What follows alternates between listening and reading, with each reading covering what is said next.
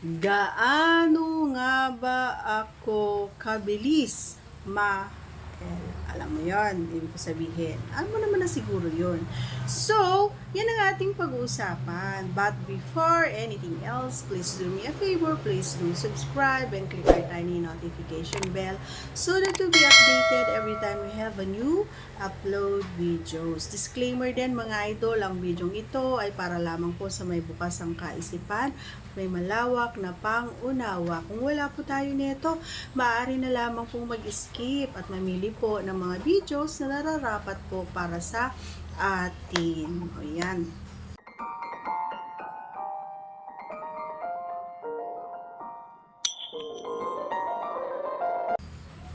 So, gaano nga ba ako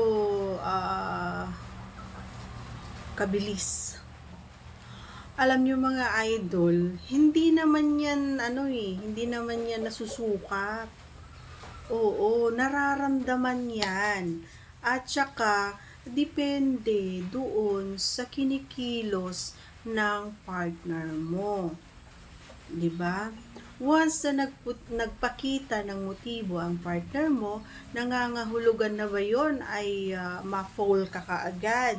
Hindi naman yon love. Siyempre may kasamang love yon. Pero ibang sa ibang paraan, kumbaga. Ito yung sinasabi natin na kapag ginusto mo talaga, may paraan. Yun. So, gaano? Gawin mo lang yung alam mo na madalas na talaga naman na naririnig mo yung matiling na boses. Ayan. Yung hinahanap-hanap na boses ng mga kalalakihan, 'di ba? Kapag narinig na kasi ng mga lalaki ito yung boses ng babae na talaga naman na iniintay-intay niya. Yun na yung nagpapalakas ng loob kasi ng mga boys, no? Aminin nyo, kapag medyo narinig nyo yung niya, ay sigurado ako na lumalaki yung ulo nyo. Kasi nga, feeling nyo, ang galing-galing nyo na. 'Di ba? Pero wag kayo, may mga peke na ginagawa namin yon minsan para mabilis. Ayan, para mabilis ang trabaho. Pero, on my part, dahil ako nga yung tinanong mo, dito lang, sa harap, yan, di ba lagi kong sinasabi, yan yung pinaka gusto ko na parte, kung natatandaan nyo, or napanood nyo na yung mga videos ko, yan yung pinaka magandang parte at pinakagusto kong parte na talaga naman na nagpo-focus ang aking partner. Kasi pag hindi siya nag-focus doon, wag na lang. Yun ang unang-unang trabaho ko at alam mo yun, kasi nga, ito yung ito yung mabilis na paraan. Ayan. Sa mga hindi nakakaalam at bago pa lamang po sa channel ko, ako po ay matagal akong maraming proseso muna bago ako, 'di ba? Maraming proseso muna. So, ang pinaka-best way para mapabilis mga idol, yung nasa harapan. Magtrabaho ka lang dyan, gawin mo yung best mo, yung pinakagusto ko na alam ng partner ko, ginagawa niya yon.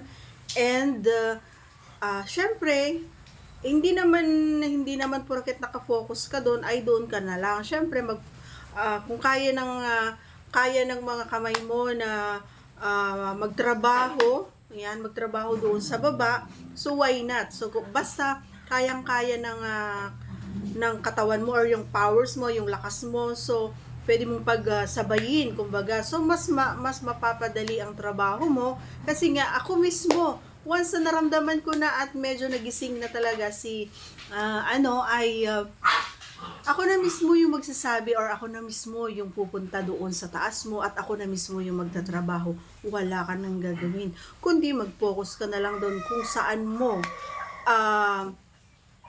alam mo yun, kung saan mo napagalaw or saan mo nagising yung di ba, yung natutulog kong mundo. Ganon lang kasimple para sa akin yun. Hindi ako sa yung pinasok? Hindi. On my part lang ha, kasi ako naman yung tinanong. Sinishare ko lang po sa inyo.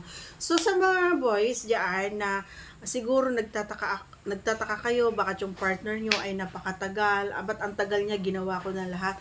Aralin mo, idol, kung saan yung pinaka-paborito at pinaka-best na yung pag ginawa mo ito sa kanya ay naririnig mo kanyang boses na malaanghel. Diba? Yung mapapa-ulala siya, mapapa-big O siya, kumbaga. Kaya yun ang hanapin mo, aralin mo bawat sulok para naman next time, alam mo na, hindi ka na mapapagod. Hindi naman kasi naghahanap ng mga iba-ibang posisyon pa yung mga babae once na nakafocus ka na dun sa alam mong pinaka gusto niya, na pinaka paborito niya na parte, kumbaga. So, hindi mo kailangang hindi mo kailangang mag-isip saan kaya yung niya, yung key niya, para naman ay mapabilis yung trabaho. So, aralin mo. Sa tagal-tagal ba naman ninyo siguro, alam mo na, 'di ba? Kailangan mong malaman. Okay? So, para sa akin, yun lang yung part na yan, dun lang talaga. And syempre pumapangalawa yun doon sa baba. Ganun lang. And syempre yung ramdam ko kung paano ka humandle, kung paano ka humawak, at ramdam ko yung pagmamahal na ginugugol mo yung oras mo, talagang hindi ka nagmamadali at ginagawa mo yung trabaho mo ng maayos. Ganun lang, at pinaparamdam mo na ako lang talaga sa buhay mo. Yan. Siyempre, pinaka-importante, dapat honest tayo. Okay, so that's all for today's video. Once again, don't forget to subscribe and click our tiny notification bell so that you'll be updated every time we have a new upload videos. Thanks for watching, everyone. See you again on our next vlog. Bye-bye!